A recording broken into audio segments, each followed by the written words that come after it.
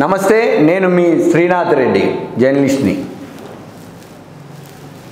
వైఎస్ఆర్ జిల్లాలో ఇప్పుడు ఆయన పేరు చాలా హాట్ టాపిక్గా నడుస్తోంది. రానున్నటువంటి ఎన్నికల నేపథ్యంలో జిల్లా రాజకీయాలలో ఒకప్పుడు వెలుగు వెలిగినటువంటి ఆయన ఇప్పుడు అందరికీ ఆయన పోటీ చేసే స్థానంపై సర్వత్రా ఆసక్తి నెలకొంది. తెలుగుదేశం పార్టీ, జనసేన, భారతీయ జనతా పార్టీ పొత్తులు దాదాపు ఖరారు కావడంతో ఆయన పోటీ చేసే స్థానం పైన ఆయన పనిచేసేటువంటి పార్టీతో పాటు పక్క పార్టీలు కూడా ఆసక్తిగా ఎదురు చూడాల్సినటువంటి పరిస్థితి ఎదుర్కొంది. ఎవరు ఆయన అనుకుంటా ఉన్నారా? ఆయనే మాజీ మంత్రి, 3 పర్యాయాలు జమ్మలమడుగు నుంచి శాసనసభ్యుడిగా ఎన్నికైనటువంటి ఆదినారాయణ రెడ్డి. ఇప్పుడు ఆదినారాయణ రెడ్డి జమ్మలమడుగు అసెంబ్లీ నుంచి పోటీ చేస్తారా, కడప పార్లమెంటుకు పోటీ చేస్తారా అన్న మీమాంస దాదాపుగా తొలగిపోయినట్లేనని అర్థమవుతా ఉంది.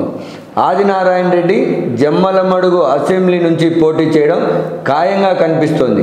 ఎందుకంటే భారతీయ జనతా పార్టీ, తెలుగుదేశం పార్టీ, జనసేనతో పొత్తులో భాగంగా వెళ్ళినప్పుడు భారతీయ జనతా పార్టీకి వచ్చేటటువంటి పార్లమెంటు స్థానాలలో ఎక్కువగా పురంధేశ్వరి, రమేష్ నాయుడు, జీవీఎల్, సుజనా చౌదరి ఇలాంటి అనేకమైనటువంటి పేర్లు వినిపిస్తున్నటువంటి నేపథ్యంలో, రాయలసీమ నుంచి హిందూపురం పార్లమెంట్ నుంచి సత్యకుమార్, ఇలా అనేక పేర్లు వినిపిస్తున్నటువంటి నేపథ్యంలో ఆదినారాయణ రెడ్డిని భారతీయ జనతా పార్టీ అసెంబ్లీకి పోటీ చేయమని చెప్పేటటువంటి పరిస్థితులు ఉన్నాయన్నటువంటిది ఆ పార్టీలో ఉన్నటువంటి కార్యకర్తల ద్వారా తెలుస్తోంది.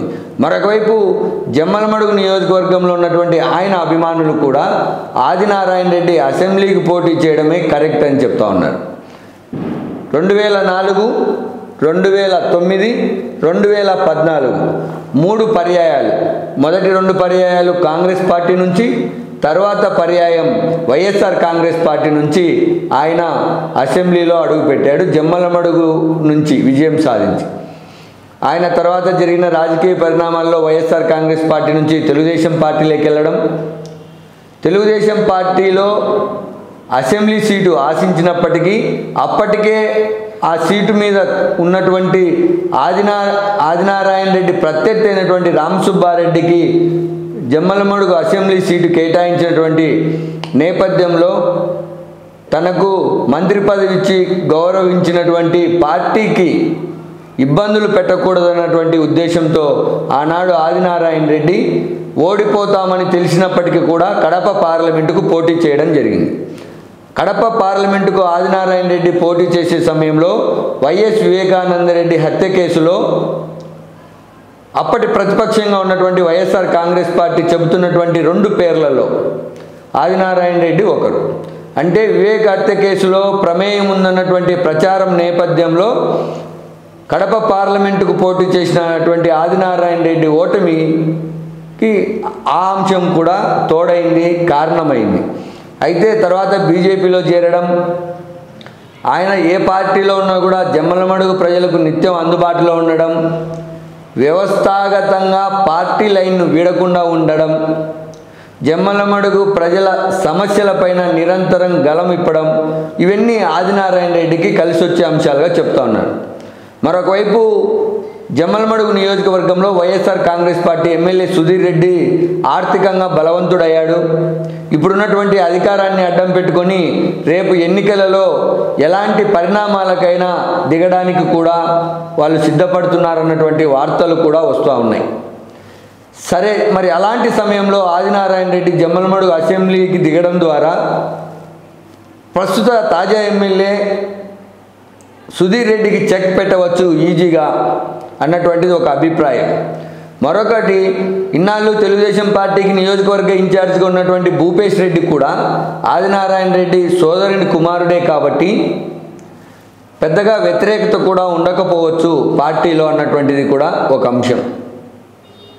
ఆదినారాయణ రెడ్డి జమ్మలమడుగు అసెంబ్లీకి పోటీ చేసిన తర్వాత భూపేష్ రెడ్డికి తెలుగుదేశం పార్టీలోను, అటు జమ్మలమడుగు నియోజకవర్గంలోను ఆదినారాయణ రెడ్డి ద్వారా కావచ్చు, అటు పార్టీ ద్వారా కావచ్చు, తెలుగుదేశం పార్టీ ద్వారా కావచ్చు సరైన గుర్తింపు వస్తుందన్నటువంటిది ఒక ఆయనకు తెలుగుదేశం పార్టీ నుంచి ఒక హామీ లభించేటటువంటి అవకాశం ఉంటుంది.